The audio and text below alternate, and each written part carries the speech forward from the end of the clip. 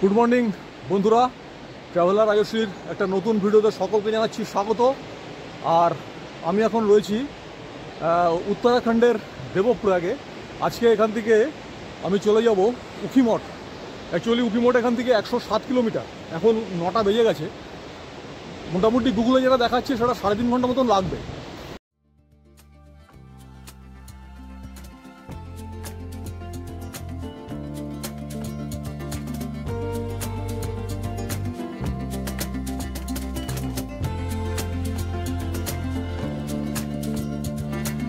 আজ চলেছি দেবপ্রয়াগ থেকে উখিমঠ।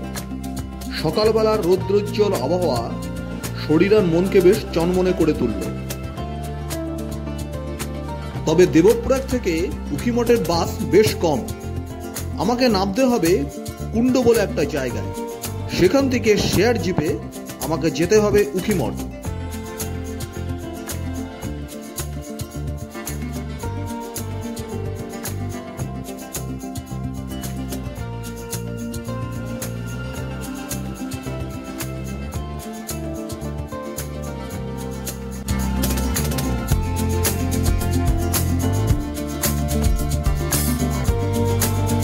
রুদ্রপ্রয়াগ নামেনি, রুদ্রপ্রয়াগ থেকে এখন যাচ্ছি কুণ্ড।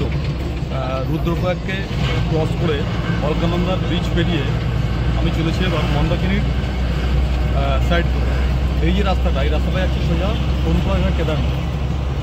আমি যে জায়গাটায় নামবো সেটা হচ্ছে কুণ্ড থেকে আমি আবার পাহাড়ের ওপরে উঠবো উখিমঠের দিকে। কুণ্ড থেকে 8 কিলোমিটার উখিমঠ।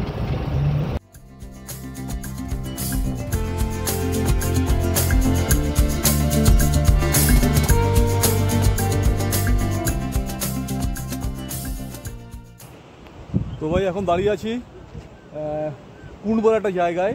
এই যে রাস্তাটা যাচ্ছে এখান থেকেই হচ্ছে উখিমঠের রাস্তা। বাস আসবে, এই বাসটা চলে গেল কেদারনাথের দিকে। আমি নেমে পড়লাম এখানে। এবার বাসের জন্য ওয়েট করতে হবে। এই যে রাস্তাটা এখান থেকে 8 কিলোমিটার হচ্ছে উখিমঠ। আর ভাই শ্রীনগরের পর থেকে রাস্তার অবস্থা খুব বেশি ভালো না। একজন আছে, উনি একজন লোক, সে বলছে আমিও যাবো উখিমঠ, একটু ওয়েট করতে হবে। আর এখানে হচ্ছে এটা হচ্ছে মন্দাকিনী নদী। মন্দাকিনী দেখুন। এবারই মন্দাকিনীর সাইড দিয়ে চলে যাচ্ছে হচ্ছে কেদারনাথের রাস্তা। আপনারা যখন আসবেন ঋষিকেশ থেকে তখন অলকানন্দার দেবপ্রয়াগের পর অলকানন্দার ব্রিজ পেরিয়ে আপনাদের এদিকে আসতে হবে কেদারনাথের রাস্তায়, এবং তারপরে এখান থেকে আপনারা কেদারনাথ বেরিয়ে যেতে পারবেন। আর অলকানন্দার ধার দিয়ে একটা রাস্তা গেছে, সেটা চলে গেছে একদম বদ্রীনাথ। মন্দাকিনীর জল তো একদম শুকিয়ে গেছে দেখুন। এখানে চায়ের দোকান আছে, আর ওই ভদ্রলোক উনিও যাবেন। भैया कितना बजे आएगा? यहाँ पे रहना पड़ेगा, यहाँ से मिलेगी जाएगी। कितना बजे? अब क्या पता, टाइम का कोई पता नहीं। टाइम का पता नहीं, आते जाते रहते। कि 1 घंटा 2 घंटा लग जाएगा क्या? अब पता नहीं, मैं भी पहली बार जा रहा हूँ इधर। चलिए मैं भी जा रहा हूँ आपके साथ। বাসের জন্য ওয়েট করছি। রুদ্রপ্রয়াগ থেকে যতগুলো বাস আসবে সবই কিন্তু এই দিক দিয়ে যাবে, কুণ্ড হয়েই যাবে। তো এখন মোটামুটি বেজে গেছে ভাই 1টা। এখান থেকে 8 কিলোমিটার, খুব বেশি দূর নয়।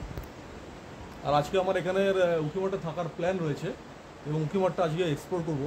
আগামীকাল আমি উখিমঠ থেকে বেরিয়ে যাব মদমহেশ্বর, যেটা পঞ্চকেদারের একটা কেদার। এরাও সব যাবে, এই দুজন আছে, এইখানে একজন আর এই একজন, এই দুজনে যাবে। আর এই হচ্ছে কুণ্ডের একটা বাস স্ট্যান্ড, আমি বসে আছি। वैसे आपका नाम क्या है भाई साहब? आपका नाम बताइए। वीरेंद्र सिंह। वीरेंद्र सिंह। आप इधर ही रहता है क्या? हाँ, रुद्रप्रयाग डिस्ट्रिक्ट है। अच्छा अच्छा। बाबा उखीमठ जाओगे। बाबा साहब आपका नाम क्या है? आपका नाम क्या है बताइए। हाँ, राम सिंह। किस नाम? विक्रम सिंह। अच्छा, विक्रम सिंह। এই দুইজনই আছে আমার এখনো সহযাত্রী।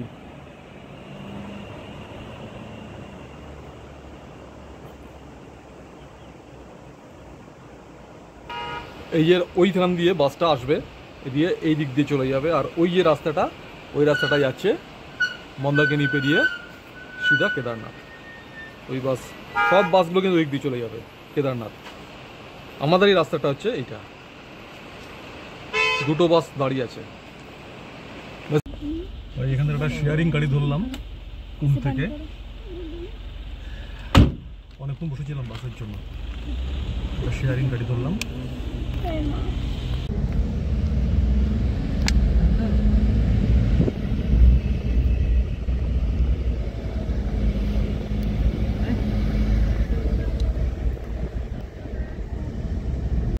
তো ভাই নেমে পড়লাম শেয়ারিং জিপ থেকে।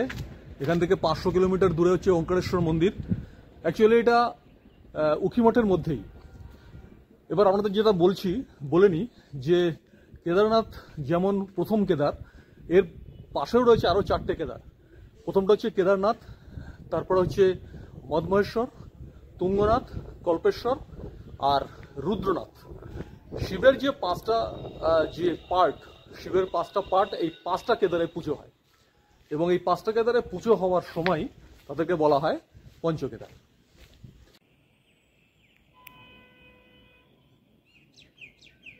অসাধারণ সুন্দর দৃশ্য দেখুন, পাহাড়ের কোলে বাড়িগুলো যেন ঝুলে আছে, আর সবুজ ঝুম চাষের জমি দেখুন ওইখানে, আর এইখান দিয়ে এই রাস্তাটা চলে যাচ্ছে ওঙ্কারেশ্বর মন্দিরের দিকে। বন্ধুরা, শীতকালে যখন কেদারনাথ বন্ধ থাকে তখন এখানে কিন্তু পুজো হয় ওঙ্কারেশ্বরের মন্দিরে, অর্থাৎ মাসের 6 মাস কিন্তু, শীতকালের 6 মাস কিন্তু এখানে পুজো হয় কেদারনাথ আর মদমহেশ্বর, এই দুটো বিগ্রহের পুজো হয় এই উখিমঠের ওঙ্কারেশ্বর মন্দিরে। ওই হচ্ছে ওঙ্কারেশ্বর মন্দির, পাহাড়ের ঢালের ওপারে।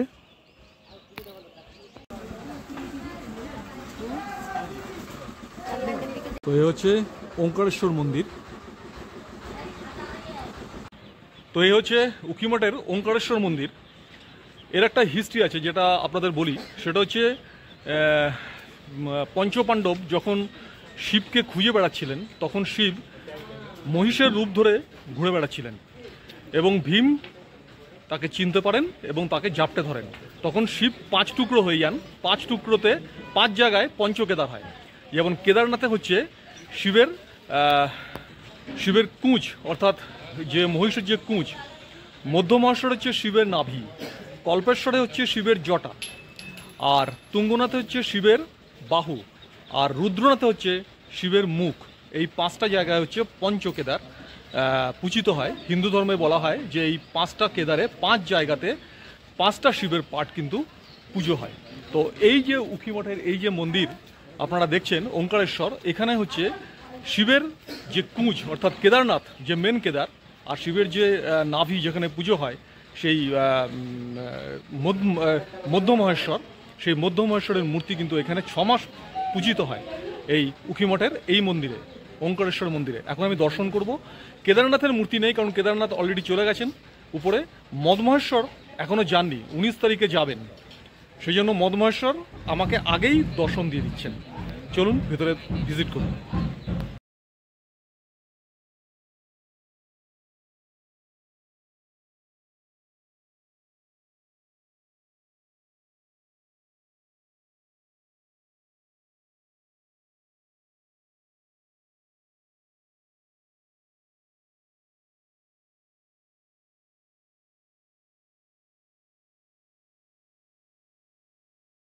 এই মন্দিরের মধ্যে দেখে এলাম ওঙ্কারেশ্বর মহাদেব, আর তার পেছনে হচ্ছে মান্ধাত্তা মহারাজ, আর ঠিক ডান দিকে সোনালী অর্থাৎ গোল্ডেন ধাতুতে হচ্ছেন মদমহেশ্বর। এখান থেকে 18 তারিখে যাবেন উনি মদমহেশ্বরের মন্দিরে। তো এখানেই আমি দর্শন করে নিলাম, কিন্তু ভেতরে তো ক্যামেরা নিয়ে প্রবেশ করতে পারবো না, ছবি তোলা নিষেধ, তাই ছবি তুলতে পারছি না, আপনাদের দেখাতে পারছি না। ভেতরে যা আছে আমি বললাম, আপনারা অবশ্যই দর্শন করবেন। আর 18 তারিখের পরে এলে আপনারা মদমহেশ্বর চলে যেতে পারবেন উখিমঠ থেকে, 2 দিনের ট্রেক, 16 কিলোমিটার মদমহেশ্বর মন্দিরে।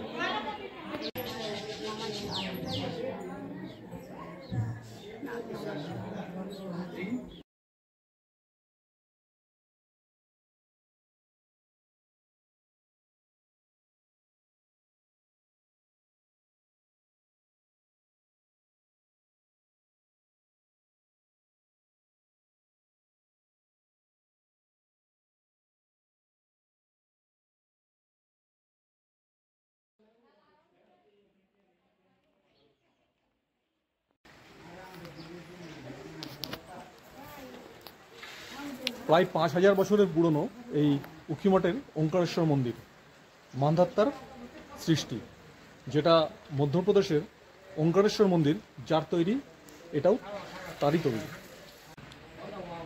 প্রাচীন কাঠের শিল্প রয়েছে এই মন্দিরে।